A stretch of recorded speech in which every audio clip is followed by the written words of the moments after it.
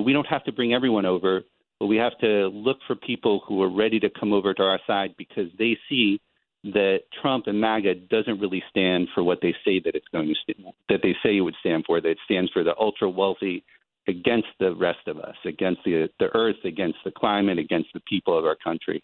And then we need to build power so we can win. And that's the guidance there. That's the toolkit that's on weareworthfightingfor.org. We need to organize, and right now, we need to work to defeat some of these worst nominees, and we really can win those victories right now. Thank you so much. Thank you, Terry O'Neill. Thank you, Jonah. Jonah Minkoff-Zern, thank you so much for all your leadership. We look forward to having you back on the show in the future. And now we're going to continue because we've been joined by Dr. Kylar Wiltz, and we are, we just have so much more to cover in this show. So let's go. Daryl, I know you got another one for Kim. You are something. Watch out, Kim. Here he comes. Uh-oh. Now, Professor Crenshaw, I would not ask you a question that would be loaded for bear and a setup and everything else. That just wouldn't be me to do such a thing. You're right. But one of the things that that really I thought kicked off a good conversation is when we talked about is this a time that the African American community should be trying to coalesce their power in a particular way, and we went into talking about these appointments. And the one that, and you know where I'm going, Professor Crenshaw, the one that hits my ire the most is the nomination of Pam Bondi in Florida to be the Attorney General for the United States, given her history. She's opposed to, as you know, the reproductive freedom movement, and has prosecuted and was the architect behind the Florida pieces that removed elected prosecutors for not wanting to go through with enforcing abortion access. As well as we know with the Project 2025 that the strategy is going to be for the Attorney General's office to go throughout the nation and to prosecute based on these types of cases, prosecutors that were duly elected by the people. Professor Crenshaw, where am I wrong on this? Help me out. What should we be doing? You know what? We should be mobilizing our history to make it clear how dangerous these appointments are. Last night I talked about Patel and Bondi as, the twins, evil twins of bringing, back certain aspects of our past to become part of our future. So anyone who doesn't know about COINTELPRO, you need to Google it right now. The FBI, under the guise of this program, sought to dismantle, disrupt, and basically disinform the entire American public about the racial justice Black liberation movement. They sowed dissension. They tapped phones. They lied. They sent in infiltrators, provocateurs. And some of this actually led to conflict, led to long prison terms, to death even. This is our government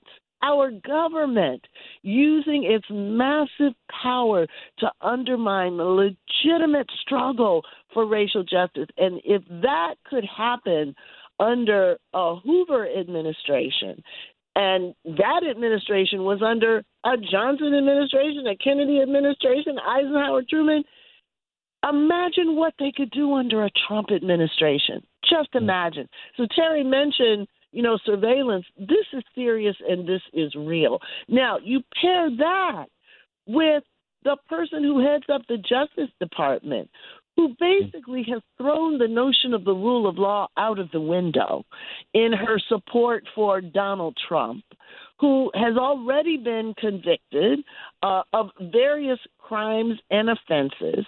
And she played a role in defending him against his impeachment. She's also played a role, as you've mentioned, in overturning the will of the people. This is a person using the power of the state for very personal gains. Trump's personal gains, and of course, her own as well, because look, she is now being nominated for the Attorney General of the United States. This is what fascism begins to look like when you turn the power of law and its enforcement institutions into the private seeking, affirming interests of a very few elite people. That's what it means when we can't count on law to defend our collective interests.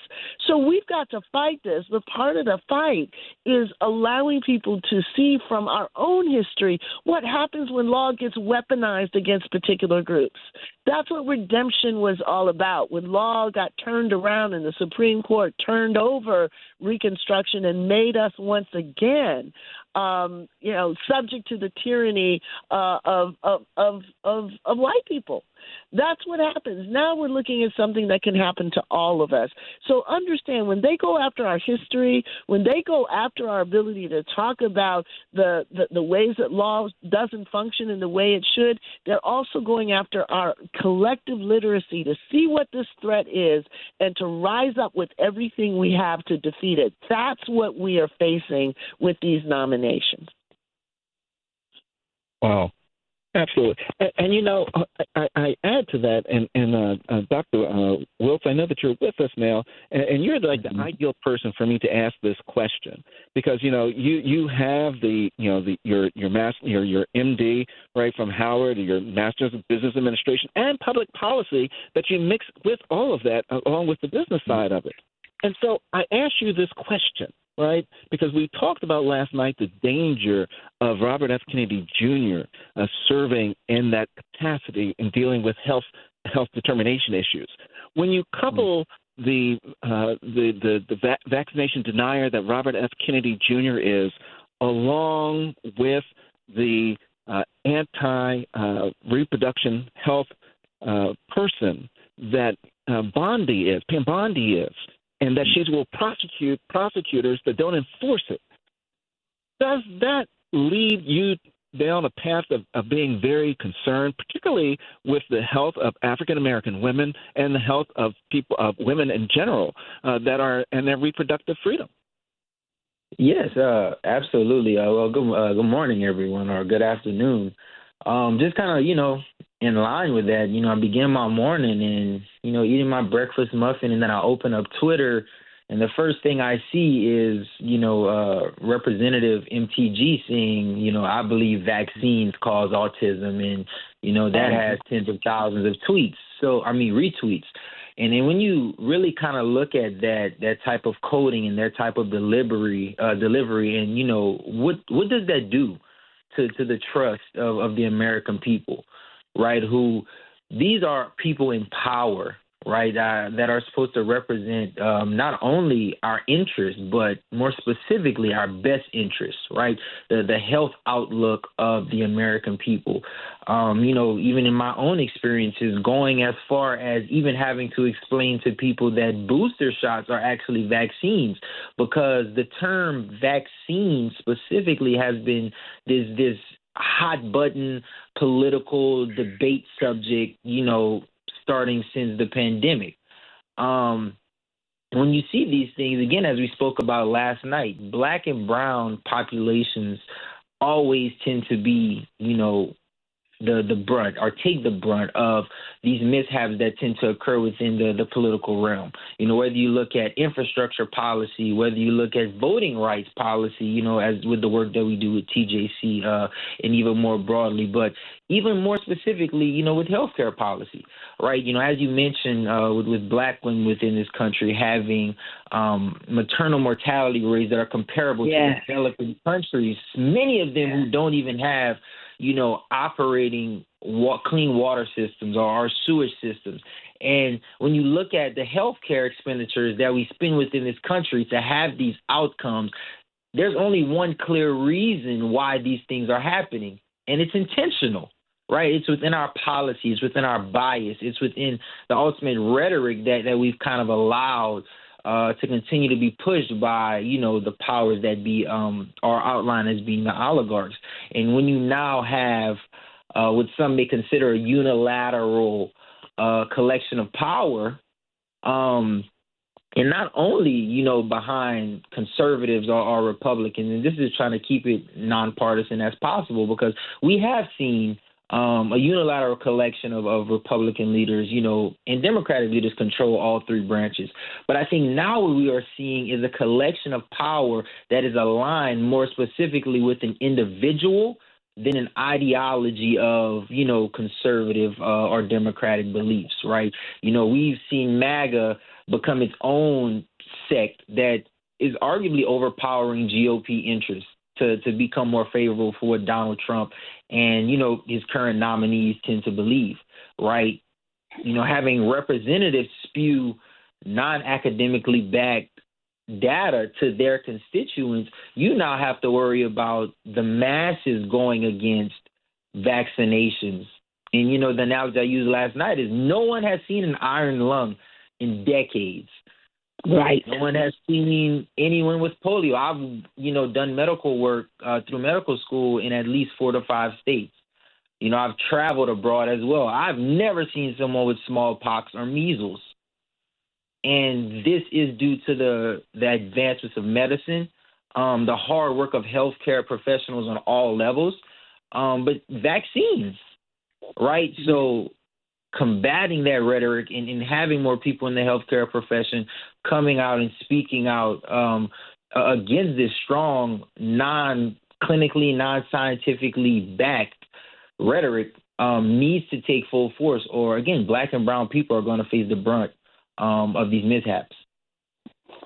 Thank you. And, people don't realize that that this is really a concerted policy of this administration, that they're anti-vaccine, that they're anti, any kind of protection of the public from disease. And I'm really serious, because one of the people who has been nominated that we haven't talked about is Harmeet Kaur Gillen, who is out of, who has been nominated to be the United States Assistant Attorney General for the Civil Rights Division, people.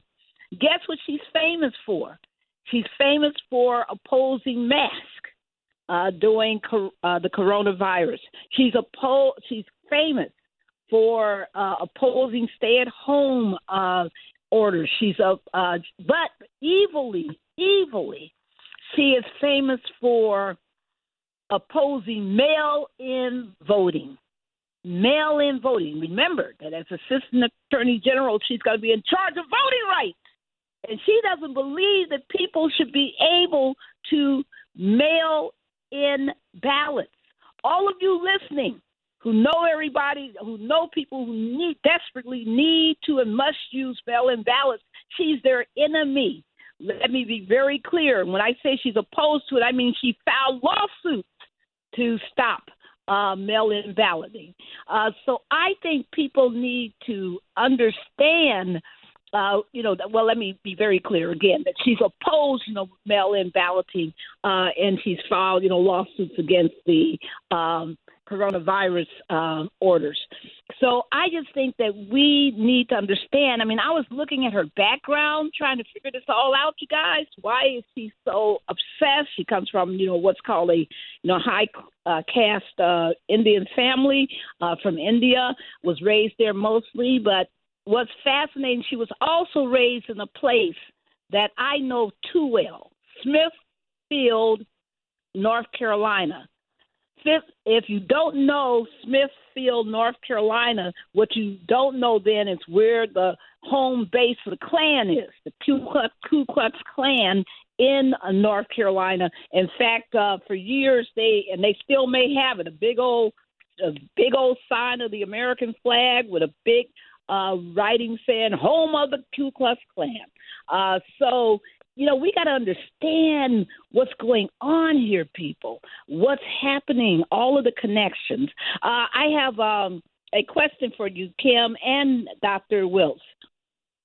I saw the article last night that I'm sure a lot of people have seen, saying basically Harris don't you ever try to run again for president. Harris, it's from, quote, a Democratic